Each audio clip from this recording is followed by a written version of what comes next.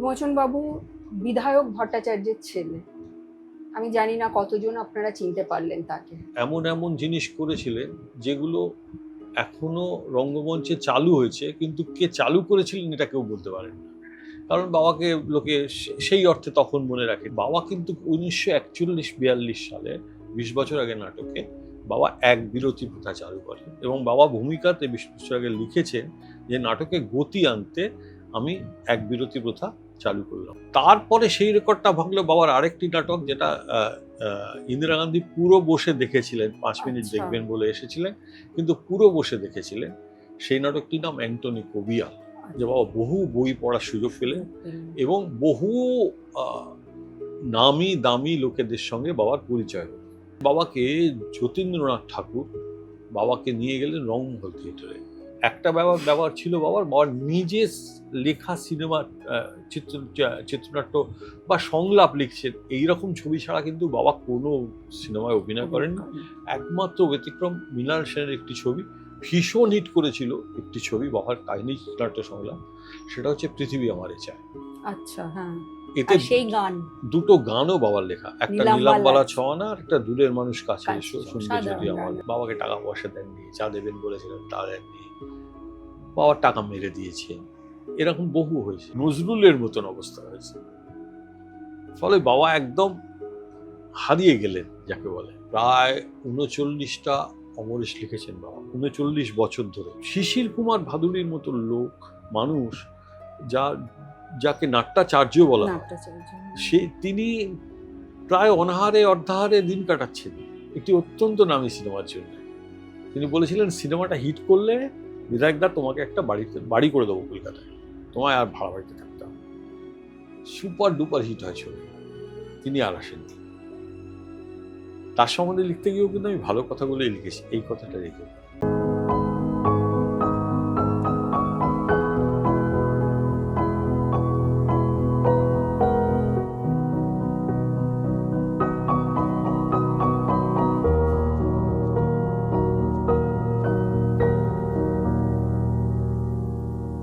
বলা হয় যে বাঙালি খালি অতীত নিয়ে বাঁচে, কিন্তু অতীতের সবটাই কি বাঙালি মনে রেখেছে?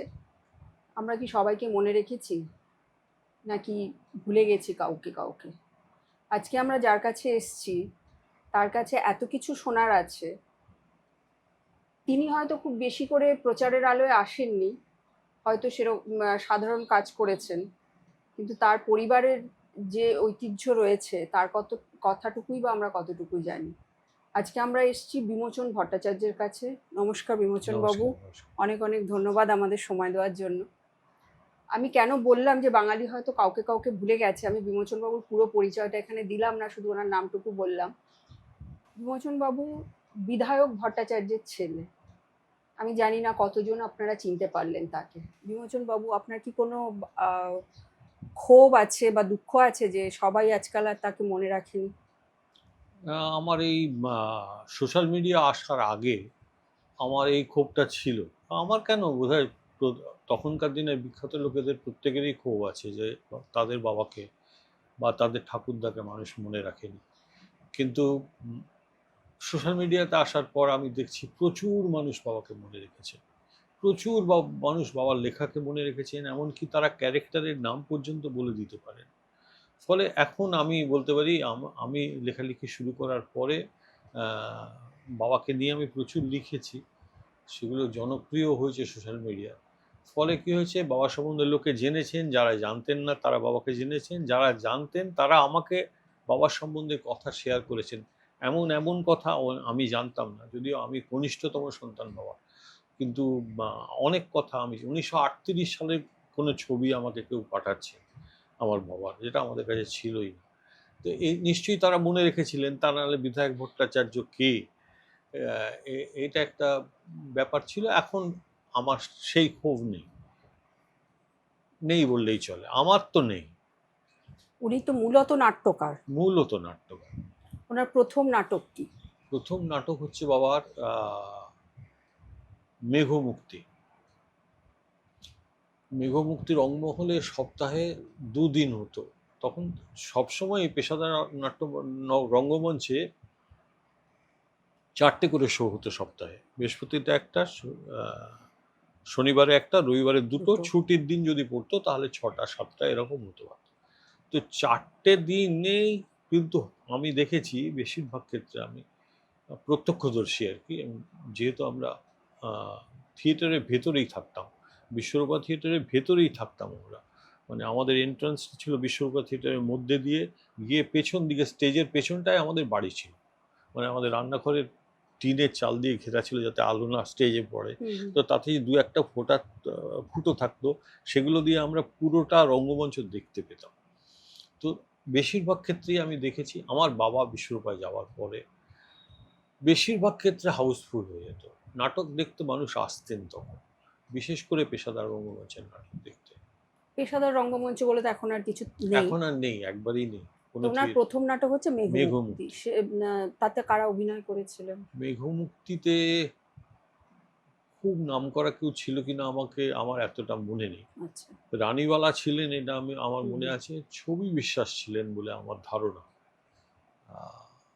বাদ বাকি তখনকার দিনের নামকরা লোকেরা ছিলেন, কিন্তু আহ, তার পরের নাটকে বাবার যে নামটা হলো সেটা বাবা তার পরের পরের বাপ তার পরের নাটক 1941 সালে বাবা একটা নাটক লিখলেন, যে নাটকটির নাম 20 বছর আগে।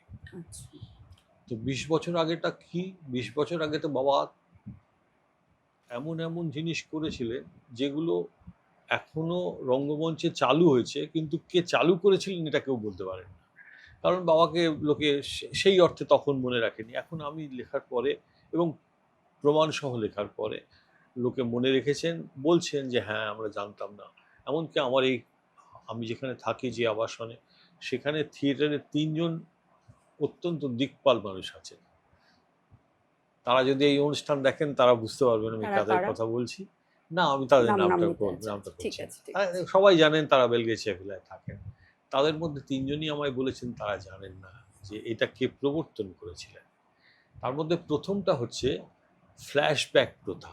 আচ্ছা। নাটকে নাটকে ফ্ল্যাশব্যাক। ফ্ল্যাশব্যাক। নায়ক একটা বৃদ্ধ লোক জেল খেটে এলো একটা ভগ্নপ্রায় বাড়ির সামনে, যেখানে দাঁড়িয়ে সে বলল যে এই বাড়িটাতেই আমি থাকতাম 20 বছর আগে। তারপর সে একটা, যতদূর আমার মনে পড়ে, উদ্ঘাটন করো উদ্ঘাটন করো উদ্ঘাটন করো বলতো, তখন তো রিভলভিং স্টেজ ছিল। হুম হুম। আহ, এইটার প্রসঙ্গে আমি পরে আসছি।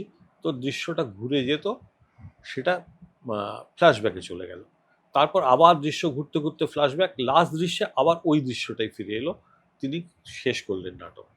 এই ফ্ল্যাশব্যাক প্রথা বাবা সম্ভবত বলছি কারণ আমি তো পণ্ডিত নই, আমি যতদূর জানি বাবা এশিয়াতে প্রথম ফ্ল্যাশব্যাক প্রথা চালু করলেন এই আচ্ছা নাটকে। আচ্ছা। আর একটা জিনিস বাবা চালু করেছিলেন যেটা আজও চালু আছে। আমি যখন 56-57 সালে, আমি 7-8 বছর বয়সে আমি বিশ্বরূপার ভেতরে বাড়িতে আমরা আসি, তখন থেকে আমি দেখতাম, এমনকি তখনও একাধিক বিরতি প্রথা চালু ছিল। যেহেতু নাটকগুলো দীর্ঘ হতো, সেই জন্যে বিরতি এক, বিরতি 3ও দেখেছি আমি। সে বাবা কিন্তু 1941-42 সালে 20 বছর আগে নাটকে বাবা এক বিরতি প্রথা চালু করেন, এবং বাবা ভূমিকাতে 20 বছর আগে লিখেছেন যে নাটকে গতি আনতে আমি এক বিরতি প্রথা চালু করলাম। সেটা কোন নাটক? এই 20 বিশ বছরের? বছর আগে 20 বছর আগে। আচ্ছা। এই দুটো যুগান্তকারী ঘটনা বাংলা থিয়েটারের ক্ষেত্রে বাবা আনেন। এবং এই রিভলভিং স্টেজ ব্যাপারটা সতু সেন এনেছিলেন বিদেশ থেকে, তিনি এসেছিলেন। তার আগে একটি নাটক হয়েছিল, কিন্তু সেই নাটকটা বাণিজ্যিকভাবে সফল হয়নি। বাবা প্রথম এই রিভলভিং স্টেজের কথা মাথায় রেখে নাটকটা লেখেন 20 বছর আগে। যেটা কি হতো, যে একটা দৃশ্য শুরু হলো, সেই দৃশ্যটা শেষ হতে একটা মিউজিক বাজতো, লাইভ মিউজিক হতো। তো মিউজিক বাজতো, মিউজিকটা বাজতে বাজতে স্টেজটা এরকম ঘুরতো, তো দ্বিতীয় দৃশ্য চলে আসতো, এবং তারপর দ্বিতীয় দৃশ্য যখন শেষ হতো তখন তৃতীয় দৃশ্য চলে আসতো, চতুর্থ পঞ্চম ষষ্ঠ দৃশ্যের পর এক বিরতি।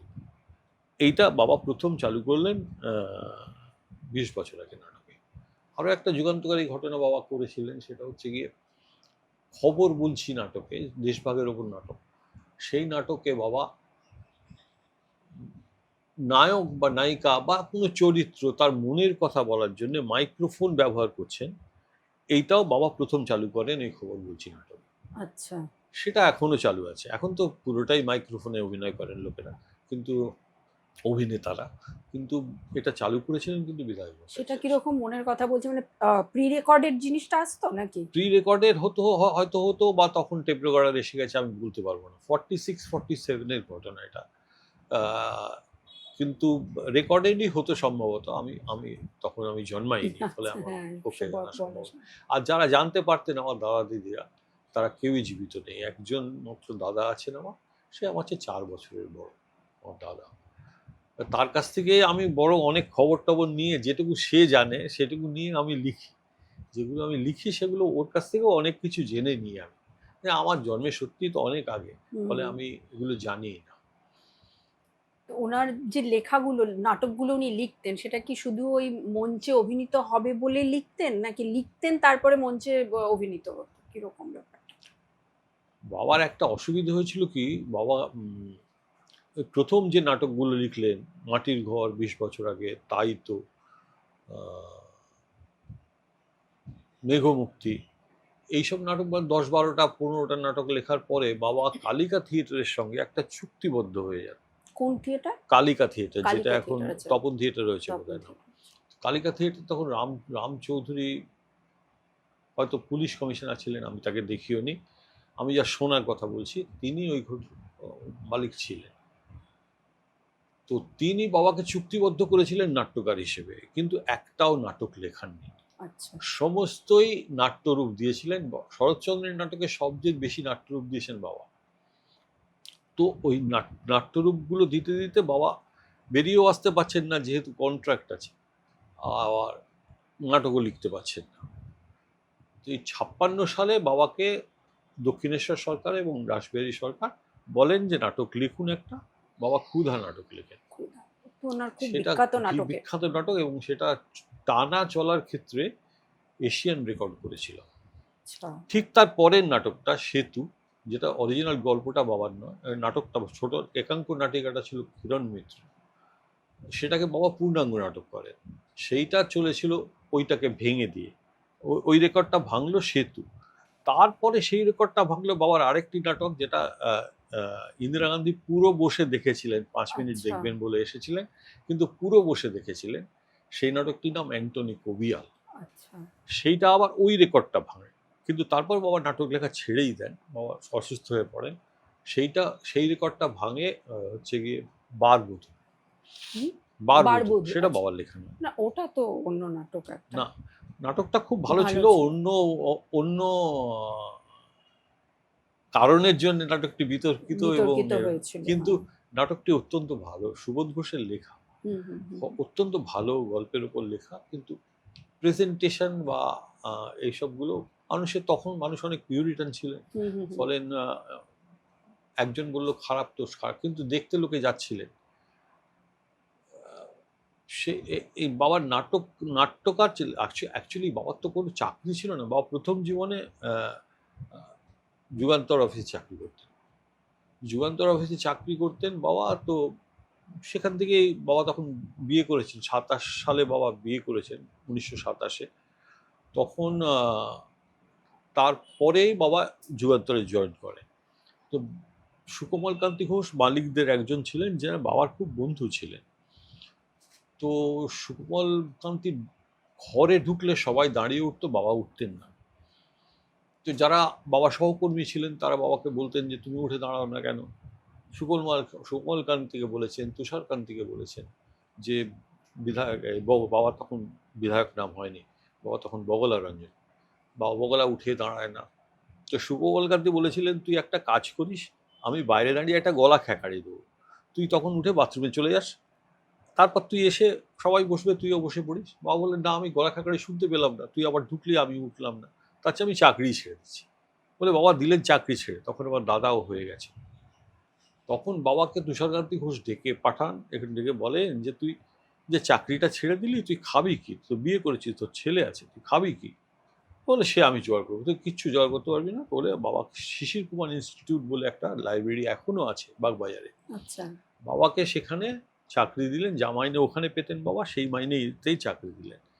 ওইখানে যাওয়াটা বাবার জীবনের টার্নিং পয়েন্ট বাবা বলেন, যে বাবা বহু বই পড়ার সুযোগ পেলেন এবং বহু আহ, নামি দামি লোকেদের সঙ্গে বাবার পরিচয় হলো। ওইখানে নাটক হতো, পুরুষরা নারী চরিত্রে অভিনয় করতেন এবং সবই পৌরাণিক নাটক। তো বাবা সেই রিহার্সাল দেখে বাবা নিজেও ফিমেল ক্যারেক্টার করতেন। তো বাবা সেই নাটক দেখে বলছেন, এই সব পুরোনো নাটক পড়েন আপনারা, নতুন নাটক বলে কে হে ছোকরা তুমি এরম বলছো, তুমি নিজে নাটক লিখে দেবে? বলছে হ্যাঁ আমি একটা নাটক লিখেছি। আপনি সেই তখন মেঘমুক্তির নাটকের নাম ছিল কা তব কান্তা, যদি আমি ভুল না করি। আমার দাদা হয়তো আমাকে বকুনি দেবে যে নাটকটার নাম ভুল বললি, কিন্তু আমার যতদূর মনে পড়ছে কা তব কান্তা। সেইটা অভিনীত হলো ওরা এবং বেশ প্রশংসিত হলো। নিয়ে বাবাকে যতীন্দ্রনাথ ঠাকুর বাবাকে নিয়ে গেলেন রংমহল থিয়েটারে। রংমহল থিয়েটারে নিয়ে যাওয়ার পরে বাবার নাটকটি ওদের পছন্দ হলো। পরিচালক ছিলেন যোগেশ চৌধুরী। তো বাবাকে বললেন তুমি তো ছোকরা ভালোই নাটক লেখো, কিন্তু বাবাকে ও মালিক ছিলেন, নামটা মনে পড়ছে না, তিনি বাবাকে বলেছিলেন যে আপনার নাটক তো ভালোই লেখেন কিন্তু ওজন কত, বাবা বুঝতে পারেননি। তো বাবা বাগবাজারে ফিরছেন রিক্সা করে, যোগেশ চৌধুরী পাশে আসছিলেন, বলে উনি জিজ্ঞেস করছিলেন আপনি পয়সা কত নেবেন, টাকা কত নেবেন। তো বাবা বললো আমি কত নেব, বললো বাবা বললেন একটা অঙ্ক বলেছিলেন। তো যোগেশ চৌধুরী বাবাকে বলেছিলেন যে তুমি এসে নাট্যকারের সংখ্যা বাড়াচ্ছ কিনা আমি বলতে পারি না, তুমি বড় নাট্যকার হবে, কিন্তু তুমি যোগেশ চৌধুরীদের সংখ্যা বেশি বাড়াচ্ছ, টাকা পয়সা তুমি বেশি পাবে না কোনোদিনই, এরম যদি মুখ লাজুক হয়ে থাকো। তো ওই নাটকটা দিয়ে বাবার শুরু। তার ওই কাতাবো কান্তাই কিন্তু মেঘমুক্তি নামে হলো, সেটা যোগেশ চৌধুরী ডিরেকশন দিয়েছিলেন। তারপর যোগেশ চৌধুরী কিন্তু বাবা কিন্তু যোগেশ চৌধুরীকে বলতেন যে বাবার নাট্যগুরু হচ্ছেন যোগেশ চৌধুরী, যোগেশচন্দ্র চৌধুরী এবং পরবর্তীকালে মনোরঞ্জন ভট্টাচার্য, যাকে আচার্য বলা হতো, সেই মনোরঞ্জন ভট্টাচার্য। এরা আমাদের বাড়িতে আসতেন, আমি কোনোদিন দেখিনি, কিন্তু আমাদের বাড়িতে আসতেন, বাবার সঙ্গে গল্প গুজব করতেন। এরকম করে বাবা এইটা। আর যেটা বলতে গিয়ে আমি অন্য জায়গায় চলে গেলাম, সেটা হচ্ছে গিয়ে তার চাকরি তো কিছু করতেন না, সারা জীবন কিছু করেননি। ওই for a short period of time Jugantar পত্রিকায় কাজ করেছেন, যুগান্তর অমৃতবাজার পত্রিকা কাজ করেছেন, কিন্তু বাকি তো চাকরি করতেন না। তাহলে আমরা 8 ভাই বোন ছিলাম, আমাদের পিস্তত মাস্তুত না, পিস্তত ভাই ছিল, তখন ছিল না, পরে এসছে। কিন্তু যা আমার পিসিমা আসতেন, ফলে 20-22 জনের সংসার, দুবেলা তাদের খাওয়াতে হবে, এদের লোকটা কোত্থেকে পাবে। তখন বাবা মাটির ঘর হিট করার পরে মাটির ঘর সিনেমা হয়, 20 বছর আগে হিট করার পর 20 বছর আগে সিনেমা হয়, এইগুলো করতে করতে কিন্তু এক সময় তো কাজ নেই, বাবা কি করবেন। 20 বছর আগে কোন সিনেমা হয়েছিল? 20 বছর আগে নামেই হয়েছিল, ছবি বিশ্বাস হিরো ছিলেন, মলিলা দেবী হিরোইন ছিলেন। আচ্ছা, তো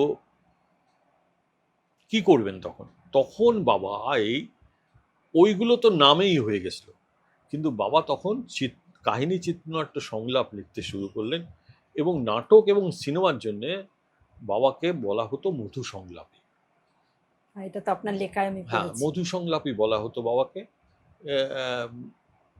বহু লোকের, আমি যেমন পরবর্তীকালে নামী লোকেদের সঙ্গে কোনো কারণে মিট করেছি, আমার নিজের কারণে বা কোনো আমলার কাছে গেছি, তাকে বাবার নাম বলতে তিনি আমার কাজটা এমনি করে দিয়েছেন। ফলে মনে রাখেনি কথাটা আমি তখন থেকেই ভাবতে শুরু করেছিলাম যে বাবাকে মনে রাখেনি এমনটা নয়। তো ওই করতে করতে বাবা সিনেমার কাহিনী চিত্রনাট্য সংলাপ লিখতে শুরু করলেন, এমনকি বাবা সিনেমা পরিচালনাও করলেন। অভিনয় তো বাবা করতেনই, কিন্তু বাবা একটা ব্যাপার ছিল বাবার নিজে লেখা সিনেমার চিত্রনাট্য বা সংলাপ লিখছেন, এইরকম ছবি ছাড়া কিন্তু বাবা কোনো সিনেমায় অভিনয় করেননি। একমাত্র ব্যতিক্রম মৃণাল সেনের একটি ছবি, সম্ভবত প্রতিনিধি, আমি যদি নামটা ভুল না করি, দুটো উকিল ছিলেন, একজন উৎপল দত্ত, একজন বাবা, এবং সেইটা বাবা করেছিলেন যাতে বাবার অন্য কোনো কন্ট্রিবিউশন ছিল না। উত্তর মেঘে বাবার সংলাপ ছিল, ওনার সংলাপ ছিল, কিন্তু বাবা একেবারেই ইনভলভ নয়, শুধুই অভিনেতা হিসেবে একটি মাত্র বইতে কাজ করেছেন, ছবিতে, যেটা নাম প্রতিনিধি, সৌমিত্রবাবু আর সাবিত্রী দেবী ছিলেন। আচ্ছা, এইটা করেছেন। এইবার বাবা কি হলো, বাবার খুব নাম হলো। আমি আমার স্মরণে যেটুকু আছে সেটুকু বলতে পারি। তার আগে বাবার একটি আমার জন্মের আগে একটা ছবি খুবই হিট করেছিল, রামকৃষ্ণদেবকে নিয়ে করা। গুরুদাস বন্দ্যোপাধ্যায় বোধহয় সেটাতে প্রথম রামকৃষ্ণ করে, বা আমি ভুলও হতে পারি, কিন্তু রামকৃষ্ণ সম্ভবত গুরুদাস বন্দ্যোপাধ্যায় করেছিলেন। তো ওই ছবিটার কথা আমার মনে নেই, আমার জন্মের আগে। আমার দেখা, মানে আমি মনে করতে পারি বাবার ভীষণ হিট করেছিল একটি ছবি, বাবার কাহিনী নাট্য সংলাপ, সেটা হচ্ছে পৃথিবী আমারে চায়। আচ্ছা, হ্যাঁ। এতে আর সেই গান দুটো গানও বাবার লেখা, একটা নীলাম্বালা নীলাম্বালা ছওয়ানা আর একটা দূরের মানুষ কাছে এসো কাছে শুনবে যদি সাধারণ আমার গান, গান। হ্যাঁ। দুটো গানই বাবার লেখা, আর কাহিনী চিত্রনাট্য সংলাপও বাবার লেখা। এরপরে সিনেমা বলতে বাঙালি যে সিনেমাগুলো নাম বললেই আপনি বুঝতে পারবেন, হুম, সেই রকম বেশ কিছু সিনেমা বাবার কাহিনী চিত্রনাট্য সংলাপ। তার বাবার ঠিক পরে পরে অবাক পৃথিবী, বাবার কাহিনী চিত্রনাট্য সংলাপ। ভ্রান্তি বিলাস বাবার চিত্রনাট্য সংলাপ, বাবা অভিনয় করেছিলেন। অবাক পৃথিবী তো বাবা অভিনয় অবাক করেছেন। পৃথিবীতে করেছেন। এরপরে দেয়া নেয়া। দেয়া নেয়াটা তারপরে, তার মধ্যিখানে আরেকটা আছে নতুন তীর্থ বলে একটি নাটক হুম, হুম। সিনেমা সিনেমা হয়েছিল, যেটাতে উত্তম কুমার ছিলেন হিরো আর সুলতা চৌধুরী ছিলেন হিরোইন। হিরোইন। তাতে একটা বড় রোল বাবার করার কথা ছিল, কিন্তু তার আগে বা একটা সিনেমা দেখতে গিয়ে, উত্তরা সিনেমাতে বাবা মা নাইট শো দেখতে গেছিলেন, ওটা তো ওখানেই থাকতাম, হেঁটে আসতে গিয়ে একটা রিক্সায় পা জড়িয়ে বাবা পড়ে গিয়ে এটা ডিসলোকেটেড হয়ে যায়। আচ্ছা, সেই জন্য বাবা করতে পারেননি, ওই রোলটা করেছিলেন দুর্গাদাস বন্দ্যোপাধ্যায়, মানে আচ্ছা। পরের দুর্গাদাস পরের বন্দ্যোপাধ্যায়, দুর্গাদাস ছিল, হ্যাঁ। হিরো দুর্গাদাস হিরো না, হ্যাঁ, বন্দ্যোপাধ্যায়, হ্যাঁ, হ্যাঁ। পরের দুর্গাদাস বন্দ্যোপাধ্যায় ওই রোলটা করেন। নতুন তীর্থ, তারপরে দেয়া নেয়া। আচ্ছা, হ্যাঁ। ইনফ্যাক্ট দেয়া নেওয়ার পরে বাবা সেরকম কাজ আর করেননি সিনেমাতে। কেন করলেন না?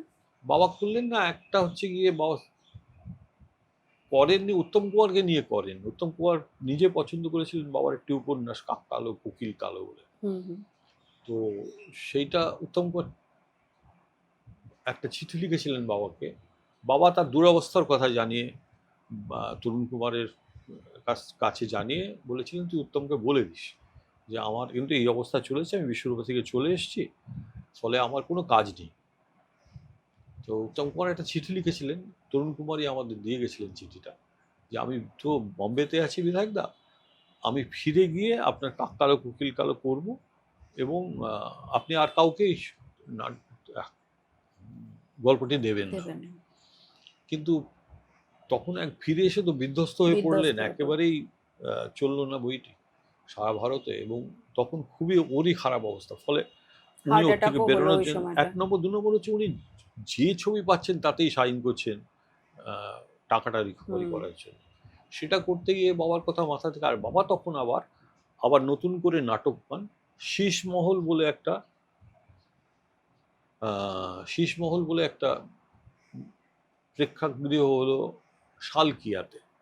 সেখানে বাবা ৩ টে নাটক লিখলেন ওর জন্যেই। মন্দাক্রান্তা বলে একটি নাটক, যেটাতে তৃপ্তি মিত্র ছিলেন, দ্বিধা বলে একটি নাটক, যেটাতে তৃপ্তি মিত্র ছিলেন, আর বিরাজ বউয়ের নাট্যরূপ, সেটাও তো তৃপ্তি মিত্র ছিলেন। তখন বাবা আবার থিয়েটারের দিকে চলে এলেন। সিনেমাতে আর কি হলো, তারপর বাবার শরীরটা খারাপ হলো। সিনেমা থিয়েটারের লাইন, যার জন্য আমাদের এই ৮ ভাই বোনের আমরা কেউ ওর ধারে কাছে মাড়াইনি। তার কারণ হচ্ছে গিয়ে এই অনিশ্চয়তা। আজকে না, অনিশ্চয়তা নয়, এবং আমি নিজে খুব পজিটিভ মাইন্ডের লোক। আমি সব লোককেই ভালো দেখি, খারাপ লোক দেখিনি তা তো না। ৯০ ভাগ খারাপ লোক দেখে বড় হয়েছি, ১০ ভাগ ভালো লোকের কথা আমি লিখি, এবং তাদের কথাই লোকে পড়তে চান। তো ওই ৯০ ভাগ যে খারাপ লোক দেখেছি না, বাবাকে টাকা পয়সা দেননি, যা দেবেন বলেছিলেন তা দেননি, বাবার টাকা মেরে দিয়েছেন, এরকম বহু হয়েছে। তো আমরা কেউই আহ, ওদিকে যাইনি। আর আমরা সবাই অন্য, আমরা চার চা- ৪ ভাই ব্যাংকে চাকরি করেছি, দাদা প্রাইভেট ফার্মে চাকরি করতেন। ফলে ওটা তারপর কি হলো, বাবা 69-এ একটা অসুখে পড়লেন। অসুখটার নাম তখন বলা হয়েছিল সেরিব্রাল এনকেফ্যালাইটিস। আচ্ছা। এবং তখন আমার দাদা খালি চাকরি করেন এবং আমার মেজদা চাকরি পেয়েছেন। এই পাড়াতেই থাকি আমরা, ওই তপন যে পাড়ায় থাকে, ওই আমার বন্ধু তপন দাস, সেই যেখানে থাকে তার বাড়ি কয়েকটা বাড়ি পরে আমরা ভাড়া আসি। তো সেইখানে বাবার তখনকার সময় বাবার এক একটা ওষুধের দাম ছিল ৬.৫ টাকা করে। সেটা বাবাকে দুটো করে খেতে হতো। তখন এই ফিল্ম ইন্ডাস্ট্রিতে যেটা আমি বলছিলাম, এদের কাজটা হচ্ছে যে একটা লোককে দেখা যাচ্ছে না অনেক, কেউ একজন বাবার সাথে দেখা করতে এলো, বাবা একটু অসংলগ্ন কথা বলতেন, তখন চিনতে পারলেন না, বা একটা কথা বলতে গিয়ে ভুলে যাচ্ছেন, বাবার ভুলার রোগ হয়েছিল, ওইটা থেকেই নাকি এইটা হয়, ডাক্তাররা বলেছিলেন। তারপরে পরবর্তীকালে বাবার ডিটেক্টেড হয়েছিল বাবার এপিলেপসি আছে, সেই ওষুধ খেয়ে বাবা ঠিক হয়ে গেছিলেন। কিন্তু ততদিনে আমরা সবাই চাকরি পেয়ে গেছি 5 ভাই, ফলে আমাদের আর এসবের দরকারই ছিল না, বাবাকে আমরা লিখতেই দিইনি। কিন্তু এই যে লোকগুলি আমাদের বাড়িতে আসতেন, তাদের নাম আমি বলবো না, কিন্তু তারা গিয়ে বললেন যে বিধায়কদার নজরুলের মতন অবস্থা হয়েছে। ফলে বাবা একদম হারিয়ে গেলেন যাকে বলে। কেউই আর বাবার কাছে আসছেন না, কি কাজ করতে আসছেন, যদি নজরুলের মতন ভুলে গিয়ে থাকেন তাহলে গিয়ে লাভ কি, এটা নিয়ে বলতে রটনা হয়ে গেল বা বিধায়কদের। এইটা ভুলটা ভাঙলো, আমি সেই দিন আমি সাক্ষী ছিলাম, সেই জন্য আমি জানি। অঘটন নাটকের 100তম বা 200তম রজনী অনুপ কুমারকে আমরা খুব, অনেকেই দেখবেন বলেন যে মানে বাবার সমতুল্য বা বাবার চেয়ে অনেক উঁচু, বা বাবা অনেক উঁচু, বাবার চেয়ে নাট্যকার হিসেবে বা চিত্রনাট্যক হিসেবে খুব একটা ছিলেন না, তারা সবাই মানেন সেটা। কিন্তু তারা কাকা বলেন, জ্যাঠা বলেন, এটা আমরা বলতাম না। আমরা খুব লিমিটেড লোককে দাদা, কাকা এসব বলতাম। তার মধ্যে একজন হচ্ছেন অনুপ কুমার। অনুপ কুমারের দাদা ধীরেন দাস অত্যন্ত নামী লোক ছিলেন তখনকার দিনে। ধীরেন দাসকে বাবা দাদা বলতেন, সেই জন্য অনুপ কুমার আমাদের দাদা, কেতকী দত্ত আমাদের দিদি, কারণ প্রভাদেবীকে বাবা দিদি বলতেন। আর প্রথম দিকে কেতকী বাবাকে মামা বলতেন, কিন্তু পরে বাবাকে বিধায়কদা বলে। এইরকম ঠিক হয়। তার মধ্যে তরুণ কুমার একজন বুড়ো কাকা, কানু বন্দ্যোপাধ্যায়কে কানু জেঠামণি বলতাম আমরা, সন্তোষ সিংহকে সন্তোষ জেঠামণি বলতাম। এর আমাদের বাড়িতে বাবার অত্যন্ত ঘনিষ্ঠ ছিলেন, মানে ক্লোজেস্ট ফ্রেন্ড বলতে কানু বন্দ্যোপাধ্যায়। কানু বন্দ্যোপাধ্যায়ের চেয়ে বড় বন্ধু বাবার কেউ ছিল। তো ওই জন্য বাবা একদম আড়াল চলে গেলেন। তার মধ্যেও একজন এসে বাবাকে দিয়ে একটা চিত্রনাট্য লিখিয়েছিলেন, বাবা তখন লিখছিলেন না, লিখতে ইচ্ছে করছিল না বাবা, আমরাও লিখতে দিতাম না, আমরা সবাই তখন প্রতিষ্ঠিত। বাবা তার মধ্যেও একটা চিত্রনাট্য করে দিয়েছিলেন, সেই ছবিটাও হিট করেছিল, সেটার নাম পাহাড়ি ফুল। আচ্ছা, সে তো বহু মানে মিঠুন চক্রবর্তী ছিলেন। পাহাড়ি ফুল ওনার লেখা? না, ওনার লেখা না, লেখাটা হচ্ছে শৈলেশ গৌরনিয়োগীর। আচ্ছা আচ্ছা, পিকলু গৌরনিয়োগীর। আর বাবা চিত্রনাট্য সংলাপ করেছিলেন। আচ্ছা। সেটা অময়দা বলে কেতকীদির ভাই। ওনার ধাঁচের লেখা নয় ওইগুলো, মানে পাহাড়ি না, ফুলের মধ্যে বাড়িতে বসে অময়দা বাবা বলতেন, অময়দা লিখতেন। আচ্ছা। তো সেই করে পাহাড়ি ফুলটা বাবা লিখেছিলেন। ওই একটাই ছবি বাবা করেছিলেন পরে 69-70 পরে বাবা একটাই ছবি করেছিলেন। এর মধ্যে আবার অনেকগুলো হিট ছবি আছে যেগুলো উত্তম কুমার ছিলেন না। লোকে তো উত্তম কুমারের কথাই বেশি শুনতে চায়, সেই জন্য উত্তম কুমার ছিলেন না, কিন্তু ডাক দিয়ে যাই বাবার লেখা। ডাক দিয়ে যাই, তো খুব বাবার নামকরা কাহিনী চিত্রনাট্য সংলাপ। হাই হিল বলে একটা ছবি হয়েছিল, অনিল চ্যাটার্জি, মলিনা দেবী ছিলেন। মলিনা দেবী থাকতেনই বাবার বইতে, ছবিতে তুলসী চক্রবর্তী ছিলেন, ভানু বন্দ্যোপাধ্যায় ছিলেন, জহর রায় ছিলেন। তো ওই হাই হিল ছবিটাও বাবার লেখা কাহিনী চিত্রনাট্য সংলাপ। এইরকম বহু ছবি আছে যেগুলোতে উত্তম কুমার ছিলেন না, কিন্তু অন্য অনেকে ছিলেন, যেটা কিন্তু ছবিগুলো হিট করেছে। বাবার লেখা কাহিনী চিত্রনাট্য সংলাপ খুব কম ফ্লপ করেছে, খুব কম। কিন্তু 69-এর পর থেকে বাবা আস্তে আস্তে লিখতেন না। তখন বাবা এই গল্প উপন্যাস লেখার দিকে মন বেশি দিয়েছিলেন। নবকল্লোলে অমরেশ লিখতেন বাবা, যেটা একটা ইতিহাস হয়ে আছে বাংলা সাহিত্যে। প্রায় 39টা অমরেশ লিখেছেন বাবা, 39 বছর ধরে। প্রত্যেক বছর পূজা সংখ্যায় একটা অমরেশ মামার কাহিনী বেরোতো, যেটা বাবা লিখতেন। এবং এটার একটা চমৎকার গল্প আছে যে প্রথমবার লেখার পর বাবা নাকি, আমি তো তখন জন্মাইনি, বাবা অমরেশ লিখেছেন, পরের বছর লেখেননি, পরের বছর অন্য আরেকটা গল্প লিখেছেন। দেবসাহিত্য কুটিরে এত চিঠি এসেছিল অমরেশ বন্ধ হলো কেন, যে অমরেশকে রিভাইভ করতে হলো বাবাকে। বাবা সেই 44 থেকে 77 পর্যন্ত অমরেশ লিখে গেছে। তার অমরেশ সংগ্রহ আছে আপনাদের? দুটো দেব সাহিত্য গুটির প্রকাশিত আছে, একটা হচ্ছে দ্রৌপদীর বস্ত্রহর, আর একটা হচ্ছে ক্রিমিনাল অমরেশ। কিন্তু এই এত দুটো। বছরের যে এতগুলো লেখা তার সেগুলো মধ্যে মাত্র ৫-৬টা ওই গল্পগুলোর মধ্যে, ৫-৬টা না ৭টা মতন ওর মধ্যে নেই। এর মধ্যে আরেকটা উপন্যাস আছে, যে উপন্যাসটা একটা ইন্টারেস্টিং স্টোরি আছে, যেটা হচ্ছে যে অদৃশ বর্ধন, তো নিশ্চয়ই আপনি জানেন অদৃশ বর্ধন। বাংলা সাহিত্যের সায়েন্স সায়েন্স ফিকশনের ফিকশন। প্রায় জনক বলা যায় হুম ওকে। হুম আরো অনেকে ছিলেন, কিন্তু হুম অদৃশবাবু খুব ভালো সায়েন্স ফিকশন। তো অদৃশবাবু বাড়িতে এসে বাবাকে বলেছিলেন যে বিধায়ক দা, আপনি অমরেশকে নিয়ে একটা সায়েন্স ফিকশন লিখুন। বাবা বলে, আচ্ছা তুই পাগল নাকি, আমি কি লিখবো, আমি কি জানি। তখন এটা রটে গেল যে বাবা অমরেশকে নিয়ে উপন্যাস করবেন। তখন সত্যজিৎ বাবু বাবাকে বলেছিলেন যে বিধায়কবাবুকে আমি তোমাকে কতগুলো দিচ্ছি, সায়েন্স জার্নাল। জার্নাল, এগুলো বিধায়কবাবুকে পড়তে বলো, তাহলে ওর লিখতে সুবিধে হবে। অদৃশবাবু বাড়িতে এসে বাবাকে বসে বসে লেখাতেন। আচ্ছা সেই উপন্যাসটা বেরিয়েছিল। বা যেহেতু দেবসাহিত্য কুটিরেই ছিল বাবার, এটা সম্বন্ধে অনেকেই জানেন না, কিন্তু বেরিয়েছিল এবং ভালোই বিক্রি টিক্রি হয়েছিল। কিন্তু তখন তো আর এই সায়েন্স ফিকশন নিয়ে সিনেমা হওয়ার কোনো উপায় ছিল উপায় না, ছিল না। মানে চেষ্টাও করেননি কেউ। কিন্তু ফলে কি হয়েছিল, ওইটা ক্রিমিনাল অমরেশ বলে বাবার একটা উপন্যাস, সরি অমরেশ চন্দ্রাহত হলো বলে হুম হুম বাবার একটা উপন্যাস আছে। বাকিগুলো সবই কিন্তু ছোট নাটিকা। আচ্ছা সেটা তখন পুজোর প্রত্যেকটি পুজোতে পাড়ার ছেলেমেয়েরা অভিনয় করত, অভিনয়। প্রত্যেক পুজোতে হতো। এছাড়া বাবার আরো একটা ফেমাস সে হচ্ছে বাবা বেতার নাটিকাতে বাবার প্রচুর, বা ১৯০০, আমি যদি ভুল না করি, ৪৭ সালে বাবার একটি নাটক অল ইন্ডিয়া বেতার নাটক প্রতিযোগিতায় প্রথম হয়। রাহুর প্রেম ছিল নাটকটির আচ্ছা নাম। হ্যাঁ হ্যাঁ হ্যাঁ এবারটা আমি ঠিক বললাম। আর জয়ন্ত চৌধুরী ছিলেন, নিশ্চয়ই জানেন হুম আপনি, হুম হুম জয়ন্ত হুম চৌধুরী, প্রশান্ত চৌধুরী লিখতেন। হুম। জয়ন্ত চৌধুরী ছিলেন বিবিসির বাংলা অ্যানাউন্সার। হুম। জয়ন্ত চৌধুরী খুব ভালো কণ্ঠস্বর ছিল। উনি তো তো অভিনয়ও করতেন জয়ন্ত, নাটকে।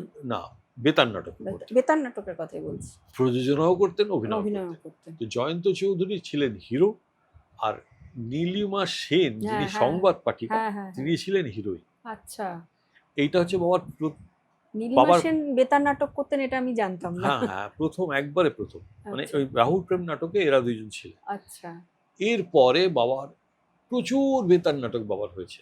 ওই করেও বাবা রোজগার করতেন কিছু, লিখে দিলে হুম হুম আহ, হুম। হবে। তো এরপরে বাবার একটা নাটক, সেটা একদম মানে দুই বাংলায় যতবার অভিনীত হয়েছে, যতবার শ্রুতি নাটক হিসেবে হয়েছে, বাবা বলতেন যদি ওরা ১০ টাকা করেও আমাকে দিত, তা কলকাতায় আবার ৩ তলা বাড়ি হতো। এত ফেমাস নাটক সেটা। সেই নাটকটির নাম তাহার নামটি রঞ্জন। এই নাটক করেননি পশ্চিমবঙ্গে, পূর্ববঙ্গে, এমন পূর্ববঙ্গের কিছু অভিনেতার সঙ্গে আমার কথাবার্তা এখন হয়, আগেও দু একবার হয়েছে। হুম হুম। তারা বলেছেন আমরা তো করেছি কৌশিক, মহিলারা বলেছেন আমরা তো রঞ্জনা করেছি, তৃপ্তি মিত্র, শম্ভু মিত্র করেছিলেন করেছেন হ্যাঁ, তাহার নামটি রঞ্জনাতে বেতার নাটকে। বেতার। এরপর বাবা একটা নাটক লেখেন, যেটা আবার দ্বিতীয় পুরস্কার পায় সর্বভারতীয়, সেটা নাটকটির নাম সরীসৃপ।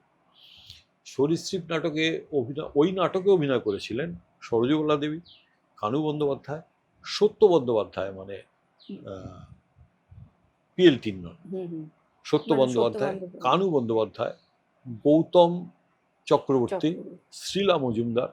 এরা পরে খুব নাম করেছেন, তখন এত নাম ছিল না। এই নাটকটিও কিন্তু পরে এটা দূরদর্শনে তৃপ্তি মিত্র করেছিলেন। তার ওই আরাধ্য নাট্যগোষ্ঠী করলেন হুম তখন হুম নিজে। হুম তার হুম। প্রথম নাটক হচ্ছে এইটা। যদি আমি আগে নাটক হয়ে থাকে আমি জানি না, সেটা প্রথম নাটক বললে এখন কি হয়, বিতর্ক এত হয় না, হয় হ্যাঁ বলে হ্যাঁ দিলাম হ্যাঁ। প্রথম নাটক, বলে তখনই বলবেন ওইটুকু জায়গা নিয়ে বলবেন প্রথম নাটক, তো আর জন্য হয় ওটা, ওটা দ্বিতীয় নাটক বা তৃতীয় নাটক। ফলে আমি জানি না। ওই নাটকে কিন্তু আরাধ্য প্রতিষ্ঠা পেয়েছিল। আপনার বাবার লেখা নাটকগুলো সেগুলোর কালেকশনস আছে ছাপানো? সবগুলো নেই, কিছু আছে, বেশ কিছু আছে। তার কপিরাইট কি আপনাদের কাছে আছে? বুঝতে পারি না, অনেকেই তো অভিনয় করেন আমাদের জানেন না, আচ্ছা কাজেই বুঝতে পারি না। আর আমি আমি সবচেয়ে ছোট, আমারই ৭৫ বছর বয়স, হুম কে আর যাবে বলুন। তবে আছে তো, অনেকে টাকাও দেন, নিশ্চয়ই দেন। এই আচ্ছা সেদিনকে বাবার একটি নাটক নিয়ে গেছেন মানসী সিংহ, মানসী সিনহা হ্যাঁ। উনি নিয়ে গেছেন এবং যথাযোগ্য সেটা কি দিয়েছে। নাটক করার জন্য না সিনেমা নাটক না করার? না না সিনেমা করার জন্যও হতে পারে, সেটা বলে নিয়েছেন। সিনেমাও করতে পারি, সিরিয়ালও করতে পারি। আচ্ছা আচ্ছা। ফলে আহ, টাকা দিচ্ছেন না এমন, আমাদের নিশ্চয়ই হুম কপিরাইট হুম আছে, হুম। তারা আমাদের না, টাকা তার দেবে না। থেকেও বড় কথা হচ্ছে যে যদি ছাপার অক্ষরে থাকে এবং সাধারণ মানুষ যদি পড়তে পারে না, অন্তত পড়া, আমি বলছি অভিনয় করা সবসময় নয়, পড়াটাও তো জরুরি। বাট নাটক দেখার লোকই কমে গেছে, যে পড়ার সেই লোক কোথায় পাবেন না, আপনি? যাদের উৎসাহ আছে এরকম এখনো কিছু যে কিছু। ছেলেমেয়েরা নাটক করে, আমি যেমন আমার চোখের অসুবিধার জন্য আমি আজকাল নাটক দেখতে পারি না, কিন্তু নাটক দেখতে গিয়ে আমি দেখেছি যে যে ছেলেমেয়েগুলো নাটক করে এখনো এই বাজারে, তাদের মধ্যে দু ধরনের, আমার নিজের মনে হয়েছে দু ধরনের ছেলেমেয়ে আছে। যারা সিরিয়াসলি নাটক করতে চায়, তাদের অভিনয় দেখলে বোঝা যায়। আর দ্বিতীয় দল আছে যারা একটু ছোটখাটো পাঠ করে, তারা কোনো রকমের সিরিয়ালে ঢুকে পড়তে পারলে হ্যাঁ প্রচুর টাকা হ্যাঁ আছে। হ্যাঁ হ্যাঁ। আমি থিয়েটার দেখেও আমার মনে হয়েছে, সেই যারা আমাকে নিমন্ত্রণ করে নিয়ে গেছিলেন তাদেরকে আমি এই কথা বলেছি, এই চরিত্রটি তোমার মোটেই তেমন হচ্ছে না, কারণ কি এর ইচ্ছে, এর কিছু ক্যাচি ডায়লগ আছে, এ করে সিরিয়ালে যাবে এবং কিছু পয়সা রোজগার করবে, তাতে অন্যায়ের কিছু নেই। কিন্তু ওই যে ডেডিকেশন দেখিয়ে যে ছেলেগুলো খালি থিয়েটারই করে যাচ্ছে, তাদেরকে মানে হাত তুলে সেলাম করতে হবে। কিচ্ছু নেই থিয়েটারে। আমি একটা নাটক দেখতে গিয়ে দেখেছি, আমার বলতে লজ্জা করছে, 5 জন দর্শক একটা হলে, তার মধ্যে আমি আমন্ত্রিত, আমার স্ত্রী আমন্ত্রিত, তোমরা 3 জন, তারাও আমন্ত্রিত কিনা আমি জানি না। তাহলে শূন্য এতে নাটক দেখছেন। একটা সময় কিন্তু এই অবস্থা হয়েছিল, এটা আমার শোনা কথা। শিশির কুমার ভাদুরী যখন বিশ্বরূপা থিয়েটারের আগে নাটকের নাম ওই রঙ্গমঞ্চের নাম ছিল শ্রীরঙ্গম। হুম শ্রীরঙ্গমে আমার বাবা এবং আমার মা, এদের দুজন আমাদের বলতেন যে তাদের দেখা শ্রেষ্ঠ অভিনেত্রী হচ্ছেন প্রভাদেবী। তার চেয়ে বড় অভিনেত্রী তারা তাদের জীবৎকালে দেখেননি কোনোদিন। বাবাও বলতেন এই কথা, প্রভাদের মতন অভিনেত্রী আমি দেখিনি। বাবা কিন্তু সবাইকে দেখেছেন, আমি নয় কম দেখেছি, হুম মা হুম নয় হুম। তার চেয়েও কম দেখেছে, কিন্তু বাবা কিন্তু একবারে প্রথম থেকে সবাইকে দেখেছে। বাবা বলতেন প্রভাদেবী হচ্ছেন সর্বশ্রেষ্ঠ অভিনেত্রী আমার দেখা। তো শিশুবাবু এবং প্রভাদেবী নাটক করছেন, পর্দা সরিয়ে শিশিরবাবু দেখেন 4 জন না 3 জন দর্শক। প্রভাদেবী ওকে সবাই বড়বাবু বলতেন, আমার বাবারাও বলতেন। আমার বাবা শিশিরবাবুর সঙ্গে কোনো কাজ করেননি, কিন্তু ওর ভাই করেছেন বিশ্বনাথ ভাদুরী, বাবার তাইতো নাটক, ওর কথাতেই লেখা। আর বিপ্রদাস নাট্যরূপ বাবা শোনাতে গেছিলেন শিশিরবাবুকে, শিশিরবাবুর পছন্দও হয়েছিল। যে বাড়িটায় আমরা থাকতাম সেই বাড়িটাতেই বাবা গেছিলেন শোনাতে। তো কিন্তু শিশিরবাবু অসুস্থ হয়ে পড়েন, ফলে বিপ্রদাস করেন বিশ্বনাথ ভাদুরী, ওর ছোট ভাই। তো ওই 3-4 জন দর্শক আছে। প্রভাদেবী বলেছিলেন, বড়বাবু আজকে শোটা বন্ধ করে দিন। তো শিশুবাবু বলেছিলেন, ওই যে 4টে লোক এসছে, ওই 4টে লোক কিন্তু পয়সা দিয়ে টিকিট কেটে এসছে, আমি খবর নিয়েছি, ওরা আমন্ত্রিত না। ফলে ওই 4 জনের জন্যেই তোমাকে আমাকে অভিনয় করতে হবে। এইটা হচ্ছে ডেডিকেশন। এদের পয়সা ছিল না, উনি তো একেবারে কি বলবো, শিশির কুমার ভাদুরীর মতো মানুষ, যা যাকে নাট্যাচার্য বলা হয়, নাট্যাচার্য। তিনি প্রায় অনাহারে অর্ধাহারে দিন কাটাচ্ছেন। এইরকম তো নাট্যকার অভিনেতাদের প্রত্যেকের জীবনে এসছে। আমি বলছি যারা চাকরি করতেন, যেমন কানু বন্দ্যোপাধ্যায় চাকরি করতেন, হারাধন বন্দ্যোপাধ্যায় চাকরি করতেন, যাদের আমি জানি, হুম হুম। ওদের পাশে লেখা থাকতো কানু বন্দ্যোপাধ্যায় মানে অ্যাজ ইফ ওরা পয়সা করে নিচ্ছেন না, এরকম। আচ্ছা আচ্ছা। কথাটা যদি এখন পুরনো টাইটেল হ্যাঁ, আমরা দেখি, টাইটেল দেখেন, নাম আমরা মানে দেখবেন বুঝি না, কারুর ওটা নাম দেখি। হ্যাঁ। মানে অ্যামেচার, আচ্ছা সে পয়সা আচ্ছা নিচ্ছে না। আচ্ছা যেমন যে ডাক্তারবাবু পয়সা না দিয়ে প্রেসক্রিপশন করেন, তিনি লিখে দেন উইথ কমপ্লিমেন্টস, যে তিনি পয়সা নেননি। সেরকম কথাটা তখন ব্যবহার হলো। আচ্ছা। আবারও বলি, এটা আমি আচ্ছা, কানু শুনেছি। বন্দ্যোপাধ্যায় চাকরি করতেন? হ্যাঁ, আচ্ছা, চাকরি করতেন। জানতাম না। ও অত্যন্ত শৌখিন মানুষ ছিলেন, অত্যন্ত শৌখিন মানুষ, মানে ভাবা যায় না এত শৌখিন মানুষ। আমি তো কিন্তু ওনাকে দেখে সেরকম মনে হয় না, মানে এত না না, সেটা সাধারণ চরিত্রগুলোর জন্য। চরিত্রগুলো। হরিহরকে দেখে আর কে ভাববে যে তিনি সব ধবদুরস্ত পরে, জুতোতে মুখ দেখা যেত, এরকম জুতো ছাড়া পরতেন না। আচ্ছা। এমন চকচকে জুতো পরতেন যে ভাবা যায় না। আমার প্রত্যেক দিন জুতো পালিশ করে কিরকম অদ্ভুত মানুষ ছিলেন, না দেখলে বিশ্বাস করা যায় না এরা মানুষ ছিলেন। উনি থাকতেন টালা পোস্ট অফিসে। টালা ব্রিজটা, এটা তো আপনি আপনি বোধহয় বেলগেছিয়া ব্রিজ হুম দিয়ে হুম এসছেন হুম আমাদেরটা। হুম। ও পাশে একটা টালা ব্রিজ, যেটা টালা নতুন ব্রিজ, করে হ্যাঁ আবার হ্যাঁ হলো। হ্যাঁ। ওইটা যখন সামনের থেকে আরম্ভ হচ্ছে, তার পাশে একটা গলি আছে বনমালী চ্যাটার্জি স্ট্রিট, সেটা গিয়ে আরেকটা গলিতে পড়ে। ওই গলিতে কারণ উনি ভাড়া থাকতেন, এখনো ওর পরিবার থাকে। ওইখান থেকে উনি শ্যামবাজারে আসতেন আচ্ছা। হেঁটে। হয়তো দুটো ডিম কিনলেন বা একটা মাছ, বাড়ি যাবেন কিন্তু ঝাঁকা মুটে নিয়ে। সেটা আমার বাবাও ছিল। বাবা কানু জ্যাঠামণি এরা কোনোদিন হাতে করে ব্যাগ নিয়ে বাজারে যাননি। এমনকি আমরা সঙ্গে গেলেও আমাদেরকে ব্যাগ নিয়ে যেতে দেননি। ঝাঁকা মুটে করে ফিরছেন। পরের দিন কি খাবেন তা হয়তো বাবার সংস্থান নেই, কারণ যেমন ছিলেন বাবা কিন্তু ধারণা নেই যে কালকে কি খাবো, কিন্তু সেই দিন টাকা পয়সার সঙ্গে আছে, ফলে ঝাঁকা মুটে নিয়ে ব্যাগ ভর্তি করে ওই ক্ষুদিরাম বসু রোডে কিছু আড্ডা মারতে হলো। বিধায়করা বাজার তো তুলে নিয়ে যাচ্ছেন, যে এই তো কিছু পয়সা পেলাম, দেখি ছেলেমেয়েরা 2-3 দিন খা, তারপর তো আবার না খেয়ে থাকবো, তো তোরা চলে আয়, যদি কেউ আসতে চাস। হয়তো 2-1 জন এসেও যেত, বলা যায় না কে আসছে না আসছে আমরা বুঝতেও পারতাম না। বাবার জনপ্রিয়তা কিন্তু তখন খুব ছিল। বাবার সঙ্গে বেরোলে পদে পদে দাঁড়াতে হতো, বাবা কথা বলছেন আমরা দাঁড়িয়ে আছি। বাবার জনপ্রিয়তা খুব ছিল। আর কারণ এটা উনি এমনি বাইরে খুব গম্ভীর ছিলেন, কিন্তু আমার বাড়িতে দীর্ঘদিন রাত্রিবাসও করেছেন বিশ্বরূপের বাড়িতে। আপনি তার তখন মানে আমি তখন দেখেছেন? প্রায় 15-16 বছর আচ্ছা। পর্যন্ত, আমি 15-16 বছর বয়সে আমরা বিশ্বরূপা থেকে চলে আসি। তখন তো কিন্তু কানু বন্দ্যোপাধ্যায় খুব বেশি বয়স অবধি অভিনয় করেননি তো। না, অত্যন্ত মেজাজি লোক ছিলেন, বললাম একদম হুম। দরকার নেই, করবো না। কে বাবা বললেন তুই নাকি একটা নাটক করছিস, নাটক সিনেমা করছিস, বলে হ্যাঁ ঠিক শুনেছিস।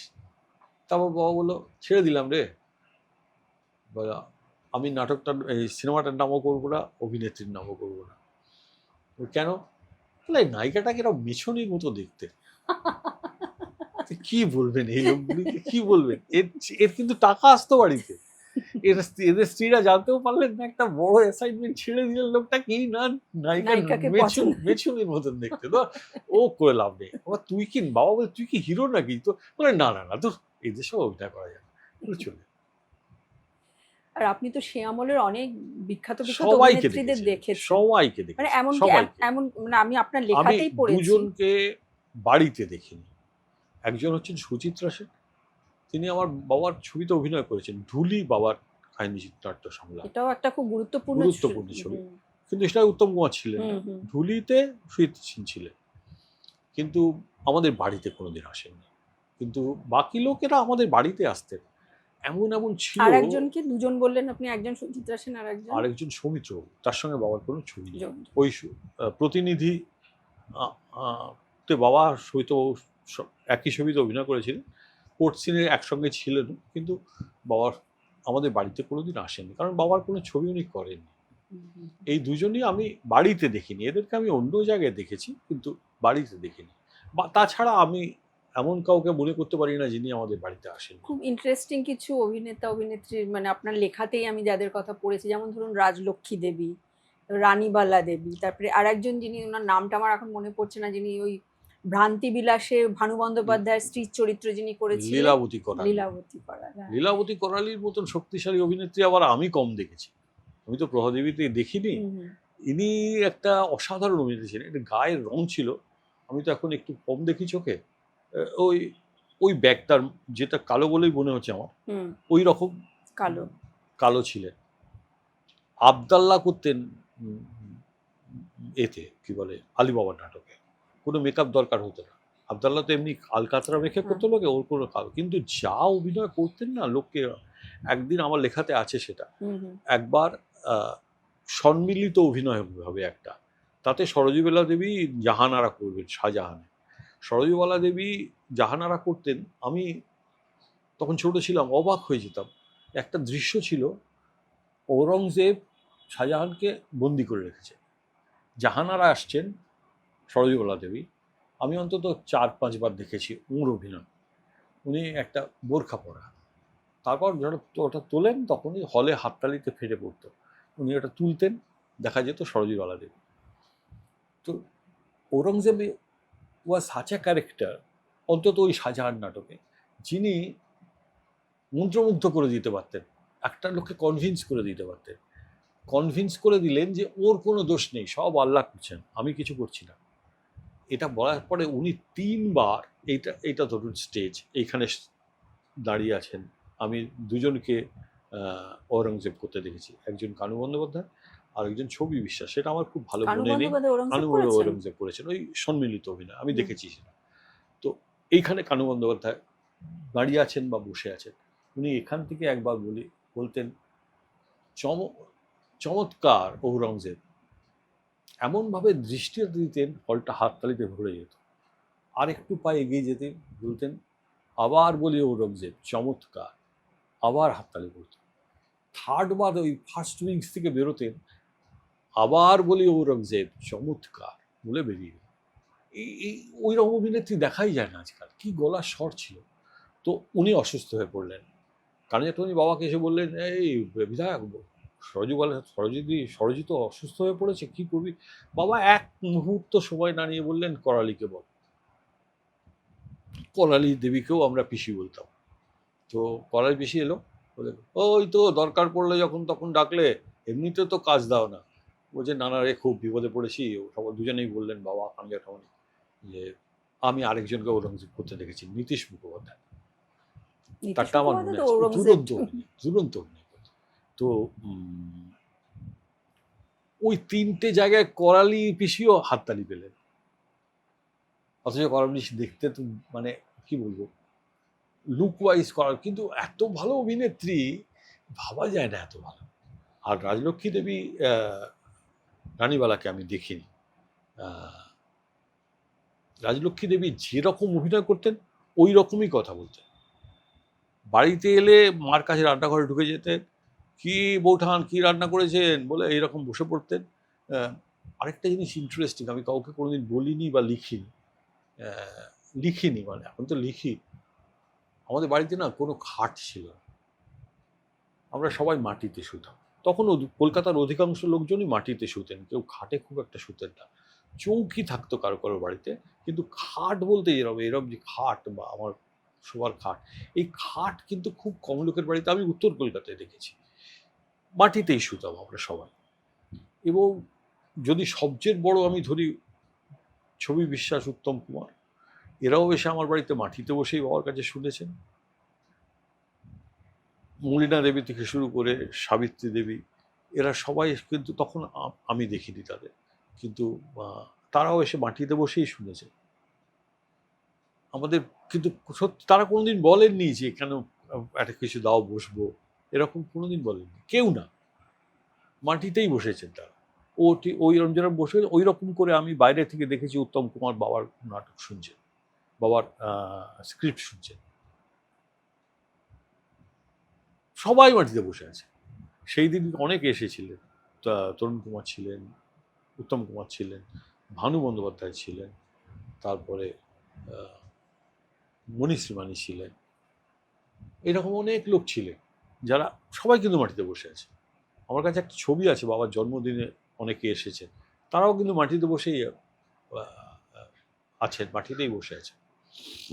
আর এই রাজলক্ষ্মী দেবী বা এই, লীলাবতী করালি, এদের শেষ বয়সটা কি এদেরকে খুব কষ্ট করে? তখন আমি এর নিশ্চয়ই কষ্টে কেটেছে।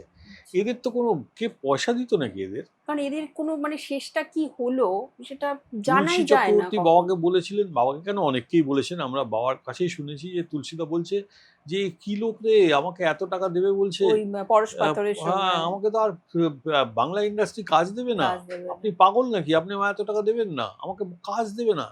আমি একটা এটা তো অনেকেই শুনেছেন, আমরাও বাবার কাছে, বাবা যখন গল্প করতেন আমি বাবা মার কাছে শুতাম অনেক বয়স পর্যন্ত। ইনফ্যাক্ট এই বাড়িতে এসেও আমার যখন বিয়ে হবে তার আগে 4-5 দিন আগে আমি উঠে মার কাছে চলে গেছিলাম। আমি ছোটবেলা থেকে অভ্যেস মার পাশে শুতাম। তো ওখানেও আমি শুনেছি ওরা গল্প করছেন, আমি শুয়ে পড়েছি, ঘরে শোবো, তো তুই শুয়ে পড়, আমি তো ঘুমোতাম না, কত নামি দামি মানুষ গল্প করছেন, গল্প তো শুনতে হবে। তো আমি শুনতাম যে বাবা বলেছিলেন যে বাবা একটা শুটিং করতে গেছেন বাবার নাটকে, বাবার সিনেমাতে, সেখানে একজন টেকনিশিয়ানের হাতটা ভেঙে গেছে বা ছড়ে গেছে। যে ওই দিন সব বড় বড় অভিনেতা ছিল, কেউ ওকে সাহায্য করেনি। সাহায্য করলেন কে? তুলসী চক্রবর্তী। 20 টাকা পেয়েছিলেন দিনে, তার থেকে 15 টাকা ওকে দিয়ে বললেন আমাকে হাওড়া যেতে হবে তো 5 টাকা, আবার খাওয়া দাওয়া করতে হবে রাত্রিরে, তো এই 5টা টাকা আমার কাছে থাকলো, তুই 15 টাকা নিয়ে যা যা গিয়ে হাসপাতালে দেখিয়ে আয়। মানুষরা এরকম ছিলেন, এই মানুষগুলো এরকমই ছিল। আমি আবারও একটা কথা বলি যে এই লোকগুলো কি কোনো খারাপ দিক ছিল না? ছিল। সেগুলোও কিন্তু আমি জানি, তুলসী চক্রবর্তী নয়, অবশ্যই নয়, একবারই না। কিন্তু বাদবাকি লোকের আমি অনেক খারাপ জিনিস দেখেছি, কিন্তু সেগুলো তো লোকে দেখে, সেগুলো কিনবার জন্য লোকে রাস্তায় বসে আছে। মানে একজন কেউ একটা বিতর্কিত বিষয় লিখলো, সেটা বেশি হুম বিক্রি হুম হবে, আমার হুম তো সেটা করে দরকার নেই। আমি এদের এই লোকগুলির পজিটিভ দিকগুলোই লিখি। আমি একটি লোক বাবাকে প্রচুর ঠকিয়েছিলেন একটি অত্যন্ত নামী সিনেমার জন্য। তিনি বলেছিলেন সিনেমাটা হিট করলে বিধায়কদা তোমাকে একটা বাড়ি করে দেবো কলকাতায়, তোমায় আর ভাড়া বাড়িতে থাকতে হবে। সুপার ডুপার হিট হয় ছবি, তিনি আর আসেননি। তার সম্বন্ধে লিখতে গিয়েও কিন্তু আমি ভালো কথাগুলোই লিখেছি, এই কথাটা রেখে। এগুলো তাদের তাদের নিজস্ব একটা চিন্তাধারা, একটা মতবাদ তো আছে, সেটা আমার দিক থেকে সেটা খারাপ, তাদের দিক থেকে তাদের জাস্টিফাইড ছিলেন হয়তো। বাবা হয়তো এমন কিছু করেছিলেন যার জন্য তারা নেননি বাবা। এই লোকগুলিকে আমি দেখেছি। আপনি জানেন, যারা আমার লেখা পড়েন তারা জানেন আমি ঘোষিত বামপন্থী। আমি ওসব কিছু নয়, আমি ঘোষিত বামপন্থী। সবাই জানে, এই পাড়াতে আমি প্রায় 60 বছর আছি, সবাই জানে আমি বামপন্থী লোক। বামপন্থী চিন্তাধারায় মানুষ হয়েছে। আমার বাড়িতে কেউ বামপন্থী নয়, সবাই কংগ্রেস, আমি একমাত্র বামপন্থী লড়ে যেতাম। একটা ছবির কথা নাম করবো না, ছবিটা অসম্ভব হিট করলো সেই সময়। তারাও বাবাকে বলেছিলেন, ওরা তখন একটা অত্যন্ত ইঁদো পচা বাড়িতে থাকি, সেটা বাড়িটা আমার মনে আছে। জল নেই, লাইট নেই, বাবার কাজও নেই। তারা বললেন, তিনিও বললেন বিধায়কদা বই হিট করুক। সত্যি বই হিট করার মতন কেউ ছিল না, কিন্তু যুগান্তকারী হিট করেছে। তো বই হিট হোক, এর পরের ছবিতে তোমাকে পুষিয়ে দেবো, তোমার যা দরকার পুষিয়ে দেবো। তারা পরের ছবি বাবাকে দেননি।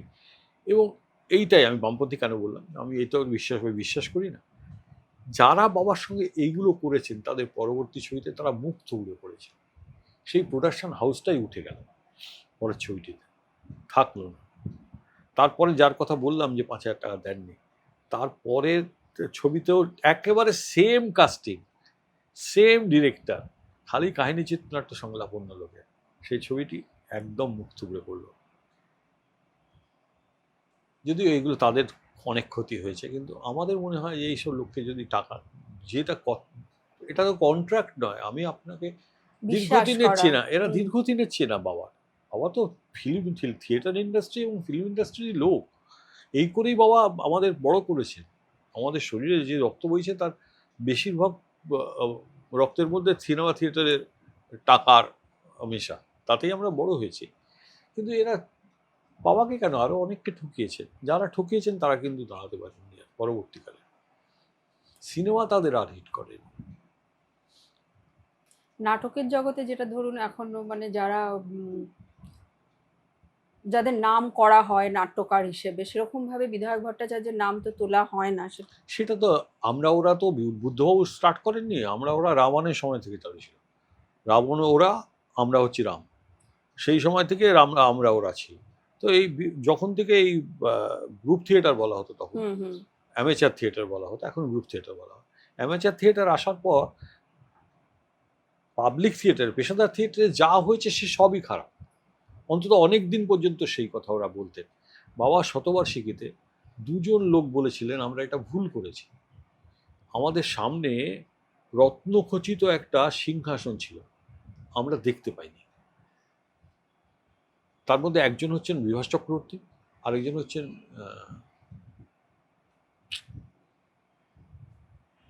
আরে আমাদের এই পাকপাড়ায় থাকেন, মনে করতে পারলাম নামটা, মনে যাচ্ছে।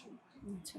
দুজনেই বলেছিলেন যে আমরা, আরেকটা জিনিস পরবর্তীকালে এরা বলেছেন যে নাটকে যে সাহিত্য আসতে পারে সেইটা কিন্তু বিধায়ক ভট্টাচার্য এনেছিল, এই কথাটা এরা। আর আরেকটা বলেছিলেন, বিভাসবাবু বলেছিলেন যে যুগ সন্ধিক্ষণের নাটক,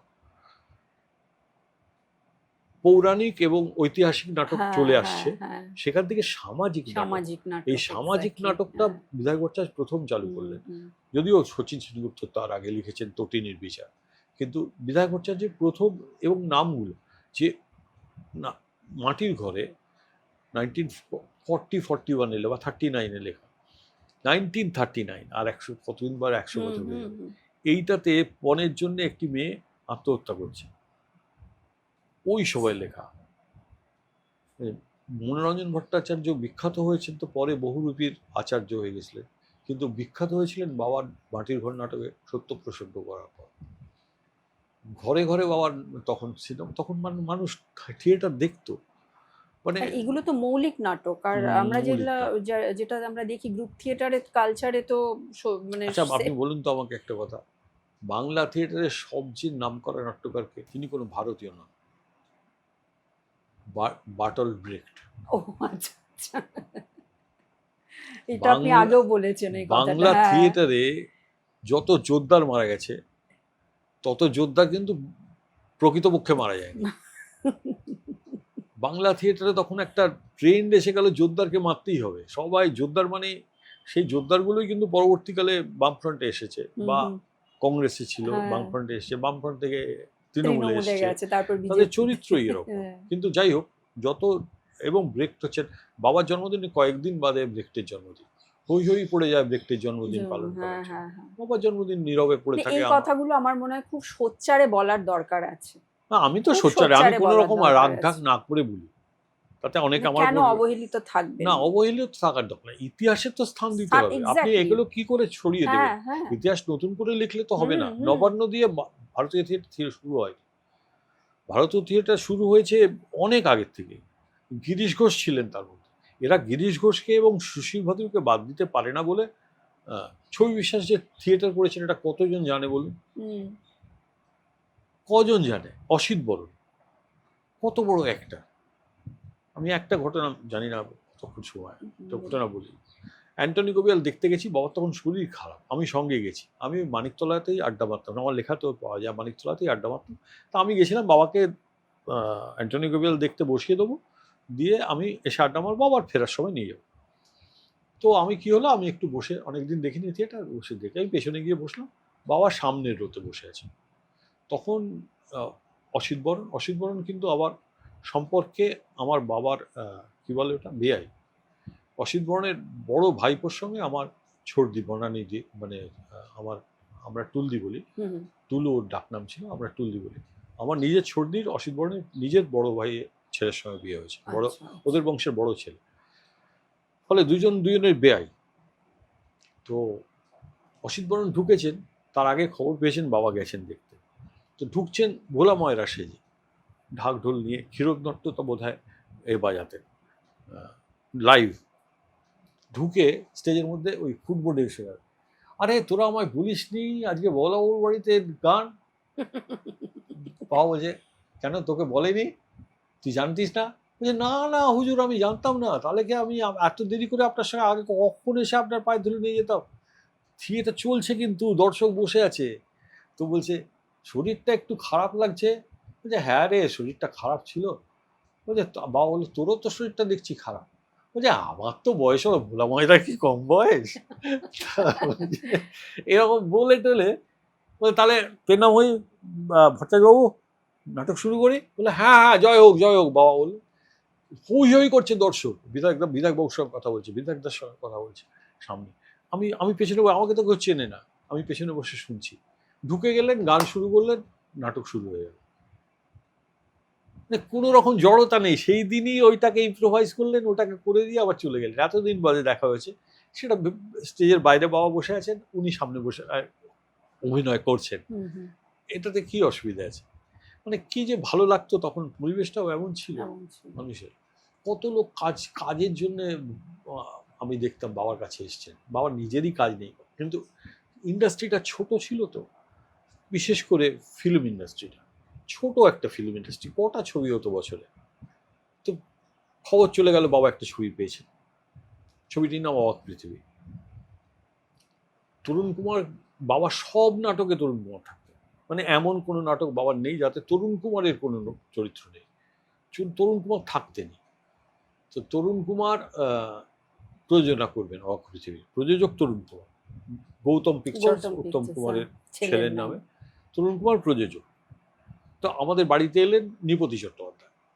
তিনি এসে বললেন, বাবার সমবয়সী ছিলেন, বাবাকে বিধায়ক বলতেন। বলছে, বিধায়ক তুই নাকি শুনছি, বাবার কাছে শোনা আমাদের, আমরা সে ঘরে যেতাম না। বাবা বললেন, আমি যেহেতু মার বাবার কাছে শুতাম, আমি সব কিছুই শুনতে পেতাম। বললেন যে ওকে বলা হতো প্রভু, সবাই বলতেন প্রভু, কেউ নৃপতি বাবু বা নৃপতির বাড়ি, সবাই প্রভু বলতেন। প্রভু হচ্ছে ওর ডাক নাম।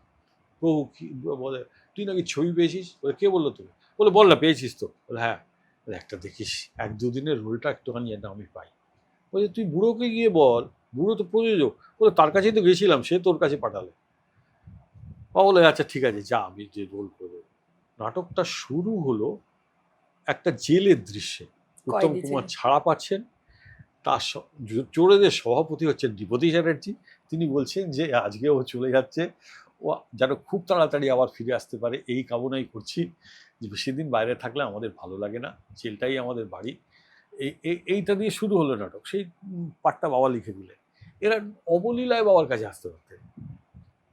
তুলসী চক্রবর্তী পর্যন্ত আমি একদিনই দেখেছিলাম বাড়িতে এসেছেন। আমরা বাইরের ঘরে পড়াশোনা করছি, এসে বললেন, একটু ডাকতো তোর বাবা, তোদের বাবাকে ডাকতো একটু, বাবাকে ডাক, বাবা তো তোদের বিধায়ক, তোর বাবা তো, হ্যাঁ যা ডাক ডাক ডাক। আমরা 3 ভাই চুর করে বেরিয়ে গেলাম। বাবাকে বললাম, বাবা তুলসী চক্রবর্তী এসে। বাবা বলে, আরে কোথায় চল, তুলসীদা কী ব্যাপার বলো? বলে, শোন শোন শোন, তুই নাকি একটা ছবি পেয়েছিস শুনলাম। বাবা বলে, হ্যাঁ। তোমার বলে, খবর উঠে যায় রে, দেখিস বাবা একটা ছবি পাঠ রাখিস, কয়েকদিনের জন্য অন্তত যেতে সংসারটা চলে। বলে, ঠিক আছে, তুমি কোনো চিন্তা নেই। বলুন, তুমি তাহলে এক কাজ করো, তুমি এলে যখন সন্ধ্যেবেলা তুমি খেয়ে যাও। বলছে, না না, আমায় তো হাওড়া ফিরতে হবে, তুই আমি খাবো না, তুই পারতাম। বাবা কিন্তু হাই হিল ছবিতে বাবা একটা বড় রোল তুলসী চক্রবর্তী রেখে দিয়েছিলেন, যেটা তুলসী চক্রবর্তী ছাড়া হতো না। এবং তুলসী চক্রবর্তী তার কিছুদিন বাদেই মারা যান। যে এই যে আমরা বলছি যে অবহেলিত এ হতো, কিন্তু 1961 সালে সম্ভবত না, এটা আমি একটা ছবি দেখাবো আপনাদের, সেই ছবি মানপত্র। 61 সালে পশ্চিমবাংলার সব অভিনেতা অভিনেত্রী সই করা একটা মানপত্র আছে আমাদের কাছে। আমরা সেটা এইখানেই কাছে রেখেছি, সেটা ল্যামিনেট করে রাখা আছে আমাদের কাছে, যেটাতে পশ্চিমবঙ্গের সব লোকের সই আছে। ছবি বিশ্বাস প্রধান অতিথি বা সভাপতি ছিলেন, সুশীল মজুমদার সভাপতি বা প্রধান অতিথি, এই দুটোর মধ্যে যে কোনো একটা, সেটা এর মধ্যে লেখা আছে। তো সেইটা সেটাতে কিন্তু সবাই সবাই এর সই আছে। তারা কিন্তু এক বাক্যে বেরিয়ে দিয়েছিলেন যে সর্বশ্রেষ্ঠ নাট্যকার। বাবা বলেছিলেন, এটাই জীবনের সবচেয়ে বড় পাওয়া। যদি বাবা 86 সালে নাট্য একাডেমি পুরস্কার পেয়েছিলেন, বাবা 86 সালেই মারা যান, কিন্তু বাবা তখন আর ওসব নিয়ে বাবার চিন্তাও করতেন না। কিন্তু এই পুরস্কারটা পেয়ে বাবা খুব খুশি হয়েছিলেন, হয়েছে। খুব মানে খুশি নিজের হয়েছিলেন। লোকেদের এটা একবারে নিজের লোকেরা, মানে সবাই বাড়ির লোকের মতো। তার মধ্যে একমাত্র গ্রুপ থিয়েটারের ছিলেন তৃপ্তি মিত্র, কারণ তিনি তখন সেতু নাটকে অভিনয় করেন। সবচেয়ে বড় কথা একটা, যে তৃপ্তি মিত্র এবং শম্ভু মিত্র, এদের প্রথম মঞ্চাবতরণ পেশাদার মঞ্চে বাবার নাটক। সেতু নাটকের তৃপ্তি মিত্র, আর শম্ভু মিত্র হচ্ছে মালা রায় বলে বাবার একটা নাটক ছিল, তাতে একটা ছোট্ট চরিত্র করতেন শম্ভু মিত্র। এগুলো তো ইতিহাসে থাকার হ্যাঁ, কথা। না শম্ভুবাবু তার জীবনীতে লিখেছেন যে আমি ওখানে করতেন। খুব একটা যে শ্রদ্ধার সঙ্গে লিখেছেন এমন না, কিন্তু উল্লেখ করেছেন। শ্রদ্ধা মানে বাবার প্রতি অশ্রদ্ধা না, পেশাদার থিয়েটার ওর ভালো লাগতো না, সেই কথা লিখতে গিয়ে উনি বলেছেন যে এখানে নাটক কাজ করতে আমার আর ভালো লাগতো না। এইটা সৌমিত্র অশ্রদ্ধা করতেন না বাবা, আমাদের বাড়িতেও এসছেন সৌমিত্র, কিন্তু আমাদের বাবার কাছেও আসতেন না। চিত্রমিত্র অভিনয় করতেন, ওকে নিতে আসতেন, একটা সবুজ রঙের অস্টিন গাড়ির মতো ছিল, নিতে আসতেন রাত্রিবেলা। কোনো কোনো দিন হয়তো আমাদের বাড়িতে বাইরে ঘরে বসে থাকলে একটা বই পড়তেন, কারোর সঙ্গে কথা বলতেন না, একটা বই পড়তেন, তারপর নাটক শেষ হলে চিত্রমিত্র নিয়ে চলে যেতেন। আমি শেষে আপনার কাছে শুনতে চাইবো, অনেকবার পড়েছি আপনার লেখাতে, কিন্তু আমার দর্শকদের জন্য একটু বলুন, প্রথম উত্তম কুমারকে নিজের বাড়িতে দেখা। উত্তম কুমারকে প্রথমবার দেখেছিও আমি ওই দিন, মানে সিনেমা ছাড়া বাড়িতে প্রথমবার দেখেছিও সেই দিন। সেটি সম্ভবত ভ্রান্তিবিলাসের ফাইনাল স্ক্রিপ্ট শুনতে এসেছিলেন, যেটা বললাম মাটিতে বসে খেয়েছিলেন, মাটিতেই বসে শুনেছিলেন। তো আমরা সে ঘরে যাইনি, আমিও দূর থেকেই দেখেছিলাম, ঘরের পাশ দিয়ে যাচ্ছেন, আমি ঘরে বসে আছি, সামনে থেকেই দেখেছিলাম। সেই দিনকে মার সঙ্গে কথা বলেছিলেন, আমার দিদিদের সঙ্গেও সম্ভবত কথা বলেছিলেন, হয়তো আমার দাদাদের সঙ্গে কারোর সঙ্গে কথা, আমরা 3 ভাই, ছোট 3 ভাই যাইনি, তো কিন্তু সেটা সম্ভবত আমি জানি না। সেটা প্রথম দেখেছিলাম এবং কি ভয়ানক, আমাদের বাড়িতে আসবেন এটা মোটামুটি পাড়া প্রতিবেশী জেনে গেছিল। মানে প্রত্যেকটা বাড়িতে বাদুড় ঝোলা লোক ঝুলছে খালি উত্তম কুমার। আমাদের একটা বাড়িটা কিরম ছিল, একটা এরকম এইখান থেকে ঘরটা শুরু হলো, এখানে এসে এখান দিয়ে সিঁড়ি, এই সিঁড়ির কাছটা খালি, ফলে ওইখানে ওপেন হতে হচ্ছে ওকে। ওইখানটা আসার পর গুরু গুরু বলে চিৎকার প্রত্যেক বাড়িতে। একটা বাড়ি ছিল আমাদের ঠিক মিরর ভিউ, সেই মিরর ভিউ বাড়িটাতে দোতলায় আমি কোনোদিন কোনো লোককে দেখিনি, 9 বছর ওখানে ছিলাম, দোতলাতে আমি কোনোদিন কোনো লোককে দেখিনি। সেই দিন ওই দোতলাটাও ভর্তি ছিল, এই রকম জনপ্রিয়তা ছিল লোকটা, মানে জাস্ট আনইমাজিনেবল, ভাবা যায় না এইরকম জনপ্রিয়তা লোকটা। আর একদিন দেখেছিলাম দিয়ানার যে শেষ গানটি, ওই যেটা এখন যেটা আবার ফেমাস ইয়েতে, হয়েছে হ্যাঁ হ্যাঁ, অন্য একটা কারণে, মানে তাই গান শোনাতে হয়, হ্যাঁ কণ্ঠ কেঁপে যায়, হ্যাঁ, ওইটা বিশ্বভারতীতে হয়েছিল, কি বলে, শুটিং শুটিং হয়েছিল। হয়েছে। সেইখানে সবাই এসে বসেছিলেন, আমরাও গেছিলাম দর্শক হয়ে।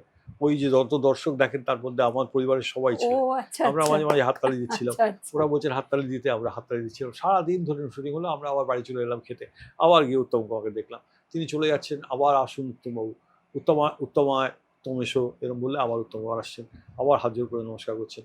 এটা দেখেছিলাম।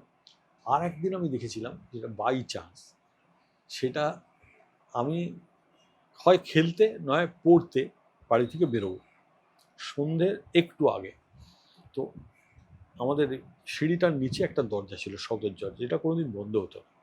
তো ওইখানে উনি দাঁড়িয়েছিলেন এইরকম করে, একটা এই কালারের টি শার্ট পরা আর একটা ব্যাটেল গ্রিন রঙের ট্রাউজার। ট্রাউজার, হ্যাঁ।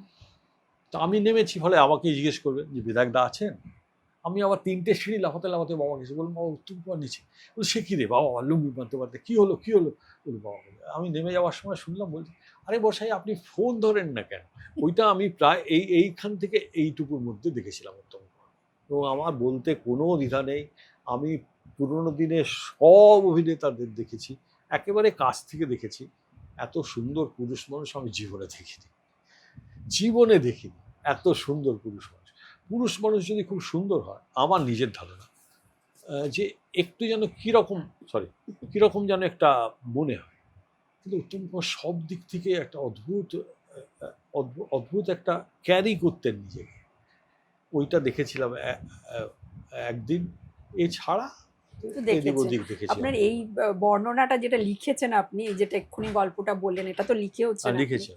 এত সুন্দর করে লিখেছেন। এটা আমি একটু বিশেষ করে বলতে চাই দর্শকদের, বিমোচন বাবুর লেখা এত সাবলীল, এত সুন্দর, মনে হয় যেন মানুষ কথা বলছে, মানে তার মধ্যে কোনো মানে সাহিত্য দেখানোর কোনো লোভ নেই, কোনো ছল নেই ভাষার, শুধু সুন্দরভাবে সাবলীলভাবে কথা বলে যাওয়ার মতো করে লেখা, এত ভালো লাগে পড়তে। আপনারা যারা সকলেই তো আছেন সোশ্যাল মিডিয়াতে, সমাজ মাধ্যমে, কখনো সুযোগ পেলে পড়ে দেখবেন, অসাধারণ লেখেন বিমোচন দা, সেই থেকে ওনাকে আমার চেনা, এবং উনি বিধায়ক ভট্টাচার্যের ছেলে শুনে আমি তো মানে খুবই হয়ে গেছিলাম, অবাক হয়ে গেছিলাম। তারপরে ওনার সঙ্গে আজকে এখানে এসে দেখা করা, এটা আমার অনেক দিন ধরে ইচ্ছে ছিল যে আপনার সঙ্গে কথা বলবো, সামনে থেকে কথা বলবো, সেই ইচ্ছাটা তো ছিলই। আর আপনার বাবার কথাটা আপনার মুখ দিয়ে শুনবো এবং আমার দর্শকদের শোনাবো, এটাও আমার খুব মনের ইচ্ছে ছিল, সেই ইচ্ছে আমার আজকে পূরণ হলো, তার জন্য অনেক অনেক ধন্যবাদ বিমোচন দা। আমার কাছে আসার জন্যও আপনাদের ধন্যবাদ। আমি যাওয়ার আগে আপনাকে একটু স্মৃতিচিহ্ন দিয়ে যাব, গপ্প কিছু গল্প, কিছু মনের কথা তরফ থেকেই ছোট্ট চারা। Thank you. আমার বাড়িতে গাছ, আমার বাইরেও গাছ লাগিয়েছি আমি প্রচুর, ফলে এটা বৃথা যাবে না আর কি।